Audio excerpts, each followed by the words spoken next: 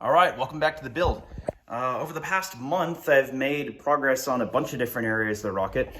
Previously, I was focused on the body tubes. The tape has come off all that now, and so the almost final color scheme is showing through. I'll talk about these first.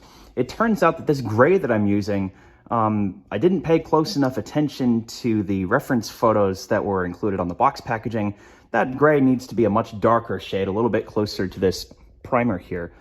So I'm gonna have to remask that off and repaint it again. As far as this nose, this is the nose of the rocket.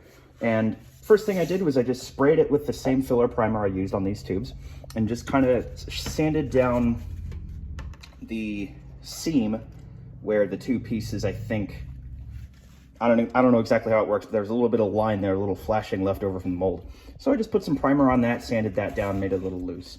I need to order some better filler primer though. A couple of the guys on the forum recommended Duplicolor, so I'll be ordering that pretty soon. I've also begun work on the fins. This on the leading edge is actually a decal, and it's actually not for decoration, it's a scale detail. The original version of the Astrobee D was a sounding rocket, and it had basically a layer of metal over the leading edge of the fin to give it better heat resistance, and that's molded here in better scale detail. And so what they have you do is they have you stick the decal on here and then paint over it.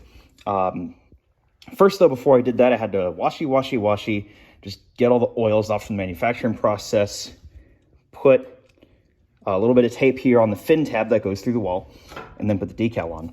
When I got to painting, this is what it's going to end up look like. It kind of looks like a yellow, at least on my own camera display. It's supposed to be kind of a light tan.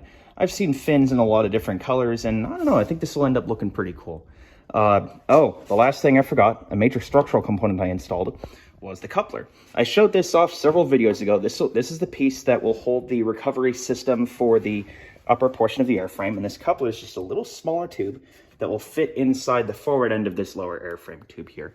And instead of using cyanoacrylate glue, that's just a little bit of JB Weld 24-hour epoxy holding it in place there. I've also got the shock cord installed. That just ties into a little eye hook on the inside. So there's my progress.